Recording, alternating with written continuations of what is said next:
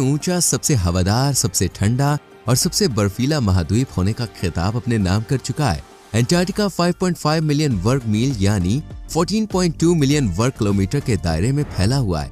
ये दिखने में जितना सुंदर और दिलचस्प है, उतना ही ये खतरनाक भी साबित हुआ है। इस महाद्वीप का टेम्परेचर -90 डिग्री सेल्सियस तक रहता है। इतनी ठंड में किसी का भी यहाँ जीवन गुजारना नामुमकिन है। इसी ठंड की आगोश में कई वैज्ञानिक रिसर्चर्स समा चुके हैं। 300 किलोमीटर प्रति घंटे की रफ्तार से यहाँ बर्फ के तूफानों का सैलाब भी उमड़ता है। और तो और इस महाद्वीप को सबसे ड्राई कॉन्टिनेंट भी माना जाता है, क्योंकि यहाँ 51 किलोमीटर ही बारिश होती है, इसलिए इसे रेगिस्तान तक भी कहा जाता है। लेकिन फिर भी अमेरिका और चीन जैसे देश इस रेगिस्तान बर्फ के टुकड़े को हासिल करने की कोशिश में लगे रहते हैं और कई देश इस पर अपना हक तक जताते हैं, जैसे ब्रिटिशर्स इसे अपना बताते हैं, जबकि रशियंस दावा करते हैं कि सबसे पहले इन्होंने इस कॉन्टिनेंट को खोजा था। लेकिन एंटार्क्टिका का इतिहास काफी पुराना है। आज से कई साल पहले महान फिलोसोफर एरिस्टोटल ने इस कॉन्टिनेंट के बारे में खुलासा किया था और कहा था कि जमीन गोल है, नॉर्थ और साउथ पोल एक दूसरे के मिरर इमेजेस हैं। वहीं 2021 में रॉयल सोसाइटी ऑफ न्यूजीलैंड की एक स्टडी पब्लिश हुई, जिसमें बताया गया कि ऑस्ट्रेलिया के पास पोलिनेशियन आइलैंड पर रहने वाले माओरी लोग 7वीं सदी में एंटार्क्टिका में पहुंचे थे, क्योंकि इनकी कहानियों में एक ऐसे ठंडे बर्फीले महाद्वीप का जिक्र किया गया है जो पृथ्वी के सर्दन साइड पर है। यानी एंटार्क्टिका की हिस्ट्री में झांके तो पता चलता है कि सबसे पहले एंटार्क्टिका सर्कल को क्रॉस करके एंटार्क्टिका के पास पहुंचने वाले शख्स थे ब्रिटिश ऑफिसर जेम्स कुक, जिन्होंने एंटार्क्टिका से 130 किलोमीटर के फासले से ही वापसी कर ली थी। और इसकी वजह यहाँ का खतरनाक ठंडा माहौल और बर्फीले तूफान थे। इसके बाद 1820 में फिर से यूरोपियन नॉवल अफसर फेबियन गॉटलियर वॉन बेलिंग्सहॉसन को इस महाद्वीप की खोज करने भेजा गया और ये पहले इंसान थे जिन्होंने एंटार्क्टिका के मुश्किल भरे रास्ते को पार कर यहाँ पहला कदम रखा। इसके बाद कई रिसर्चर्स ने एंटार्क्टिका के बारे में जानकारी निकालने की कोशिश की। कुछ सफल हुए तो कुछ एंटार्क्टिका के मुश्किल रास्तों और ठंड की वजह से जान की बाजी लगा बैठे। यहाँ पहुँचना काफी मुश्किल था। रिसर्चर्स कितनी भी सेफ्टी का ध्यान क्यों न रख लें, खुद को गर्म रखने की कितनी भी कोशिश क्यों न कर लें, लेकिन एंटार्क्टिका की ठंड हड्डियों को जमाने में एक्सपर्ट थी। ना तो यहाँ गर्मी का कोई साधन था और न ही रहने के लिए कोई घर, पेट भरने के लिए खाना भी नहीं था। इसलिए कई लोगों ने भूख से तड़प तड़प के ही अपनी जान दे दी। इस मुश्किल हालातों को भागते हुए साल 1928 में एक बुलेट शेप एयरक्राफ्ट की मदद से एंटार्क्टिका की मैपिंग करने का मिशन शुरू हुआ। एक दशक तक कई हवाई जहाज के जरिए इस मिशन पर काम चलता रहा और कड़ी मेहनत के बाद एंटार्क्टिका के उन इलाकों को भी मैप कर लिया गया जहां तक पहुंच पाना नामुमकिन था।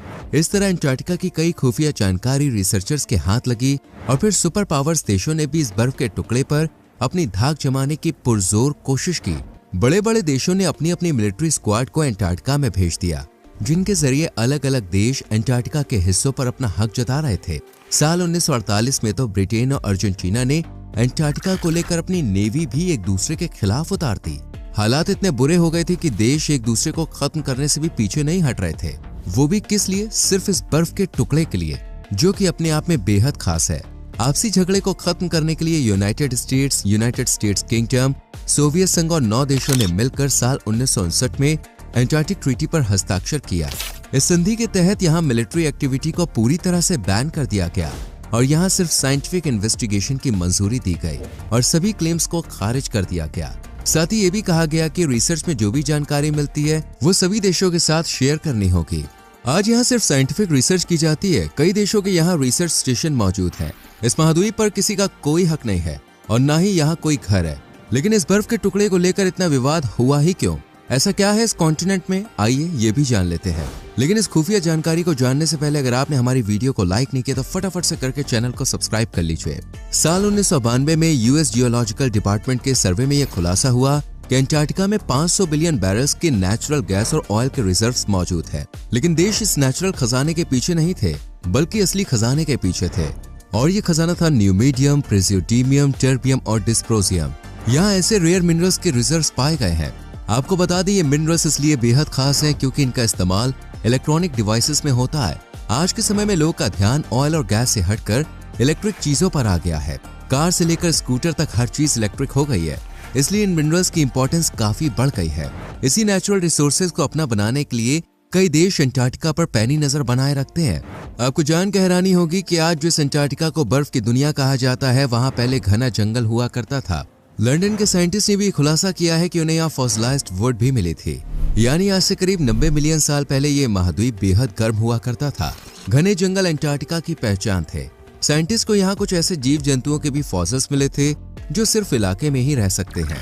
इससे ये क्लियर हो गया कि आज बर्फ में लिपटा अंटार्कटिका किसी जमाने में गर्म रेगिस्तान हुआ करता था। इसके अलावा रिसर्च से ये भी पता चला है कि अंटार्कटिका की 3 किलोमीटर की बर्फ के नीचे 400 से ज्यादा झीलें हैं और यहाँ इकोसिस्टम भी मौजूद है। इन झीलों में ऐसे समुद्री जीव हैं जो दुनिया के किसी भी कोने में नहीं पाए जाते हैं, जैसे कि ट्रू जेलीफिश। यानी अंटार्कटिका की पानी की दुनिया भी काफी दिलचस्प है। यहाँ एक से एक जीव अपनी जिंदगी गुजार रहे हैं। अंटार्कटिका कई जानवरों का घर भी है, जैसे कि पेंगुइन। अगर आपको पेंगुइन का झुंड उनकी मौज मस्ती देखनी है तो आपको अंटार्कटिका से ज्यादा अच्छी जगह कोई भी नहीं मिलेगी। असल में पेंगुइन अंटार्कटिका का राष्ट्रीय पशु भी है। पूरी दुनिया में पेंगुइन की करीब 17 प्रजातियां निवास करती हैं, लेकिन इनमें से 7 प्रजातियां सिर्फ अंटार्कटिका में ही देखने को मिलती है। सम्राट पेंगुइन और एडेली पेंगुइन केवल अंटार्कटिका महाद्वीप पर ही पाई जा सकती है, जबकि चिनस्ट्रेप्स, मैक्रोनिस, जेंटूस, रॉक हॉपर्स, मैगलेनिक्स और किंग्स भी उप अंटार्कटिका स्थानों में पाए जा सकते हैं। इनके अलावा यहाँ वेल की भी 8 प्रजातियां पानी में मस्ती करती हुई देखी जा सकती हैं। Southern right, sei, humpback, fin, Antarctica minke, sperm और विशाल ब्लू व्हेल हर साल का कुछ हिस्सा अंटार्कटिका के पास ही बिताते हैं। इसी तरह अंटार्कटिका का पानी सील की 6 अलग अलग प्रजातियों का घर भी माना जाता है। अंटार्कटिका एक ऐसा महाद्वीप है जहाँ सांपों का डेरा नहीं है, क्योंकि यहाँ का टेम्परेचर बहुत कम है, इसलिए सांप यहाँ जिंदा नहीं रह पाते।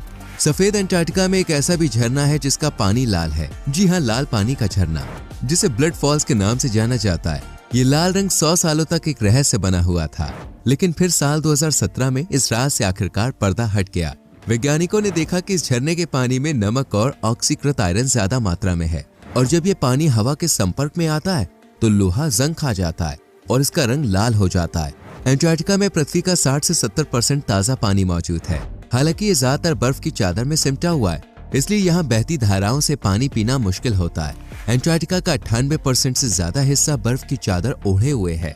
अनुमान लगाया जाता है कि अंटार्कटिका में दुनिया की 90% तक बर्फ पाई जाती है, और अगर ये सब पिघल जाए तो समुद्र का लेवल 60 मीटर तक बढ़ जाएगा। अंटार्कटिका ऊंचे पहाड़ों का घर भी है। अंटार्कटिका का सबसे ऊंचा पर्वत है माउंट विंसन, जो 4892 मीटर की ऊंचाई तक पहुंचता है, यानी माउंट एवरेस्ट की ऊंचाई का लगभग आधा है। इसका नाम कार्ल विंसन के नाम पर रखा गया है, जो एक अमेरिकी कांग्रेसी थे और इन्होंने अंटार्कटिका के कई मिशन में हिस्सा लिया था। अंटार्कटिका में दुनिया की सबसे खारी पानी की झील भी मौजूद है। ट्रांस अंटार्कटिका पर्वतों के ताल पर डॉन जुआन नाम का तालाब पृथ्वी पर पानी का सबसे खारा स्रोत है। क्या आपने कभी तस्वीरों में, वीडियो में उल्का पिंडों को देखा है दोस्तों? अगर नहीं तो अंटार्कटिका आपकी ये ख्वाहिश पूरी कर सकता है। अंटार्कटिका की सफेद बर्फ और बर्फ के बीच गहरे रंग के उल्का पिंड अलग से दिखाई देते हैं। इस फ्रोजन वर्ल्ड में 2 बस्तियां भी बनी हुई हैं। एस्पेरेंजा बेस अर्जेंटीना और विला लास एस्ट्रेलास चिली महाद्वीप के 2 स्थायी अनुसंधान केंद्रों के इर्द गिर्द बने हैं। यहाँ कोई भी व्यक्ति पूरे साल लगातार नहीं रहता है और 100 लोगों में से भी कम लोगों की आबादी घूमती रहती है। साथ ही यहाँ पर एक ATM भी मौजूद है। हालांकि यहाँ खरीदारी करने लायक कोई जगह नहीं है। मैकमुर्डो स्टेशन पर एक ATM है, अंटार्कटिका का सबसे बड़ा अनुसंधान स्टेशन, जहाँ गर्मियों के महीने में 1000 से ज्यादा मेहमान आते हैं। क्या आप सोच सकते हैं कि इस वीरान महाद्वीप पर पूजा पाठ का भी इंतजाम हो सकता है? नहीं ना, लेकिन ये सच है। अंटार्कटिका के अलग अलग रिसर्च स्टेशन के पास करीब 8 चर्च बनाए गए हैं। ये सभी ईसाई चर्च हैं और आधे कैथोलिक भी हैं। अंटार्कटिका में गर्मियों के दिनों में यहाँ रिसर्चर्स की चहलकदमी सुनाई देती है, लेकिन सर्दियों में यहाँ ना के बराबर ही लोग देखने को मिलते हैं, क्योंकि ठंड के मौसम में यहाँ सूरज दादा की किरणें नहीं पहुँच पाती, जिस कारण यहाँ का तापमान और ज्यादा गिर जाता है। और अब तक का सबसे कम तापमान जो रिकॉर्ड किया गया है वो है -89.2 डिग्री सेल्सियस। आज अंटार्कटिका में करीब 70 से ज्यादा रिसर्च स्टेशंस बने हुए हैं, जिन्हें करीब 40 से ज्यादा देश कंट्रोल कर रहे हैं, और यहाँ सिर्फ साइंटिस्ट और रिसर्चर्स ही आ सकते हैं। आम इंसानों का जाना नामुमकिन है। यहाँ अगर किसी को जाना भी होता है तो उसे सबसे पहले अपने दांत और अपेंडिक्स निकलवाना होता है, चाहे फिर वो एकदम हेल्दी ही क्यों ना हो, क्योंकि यहाँ के वर्क स्टेशन पर किसी भी तरह की सर्जरी की कोई सुविधा नहीं है। और अगर सर्दी की वजह से आपको कुछ होता है तो मौत को गले लगाने के अलावा दूसरा कोई ऑप्शन दिखाई नहीं देता। अंटार्कटिका में एक न्यूक्लियर पावर स्टेशन भी है जिसका नाम मैकमुर्डो स्टेशन है। ये पावर स्टेशन 1962 से यहाँ पर चल रहा है। वैसे ठंड में अगर पीना पिलाना हो जाए तो भाई कुछ राहत से मिल जाती है कुछ लोगों को, इसलिए इस ठंडी दुनिया में एक बार भी है जो दुनिया के दक्षिणी छोर पर मौजूद है। ये बार वर्नाड स्काई रिसर्च स्टेशन में स्थित है। वैसे क्या आप यहाँ जाना चाहेंगे? कमेंट सेक्शन में जरूर बताएं। वीडियो को लाइक और शेयर करके चैनल को सब्सक्राइब करें,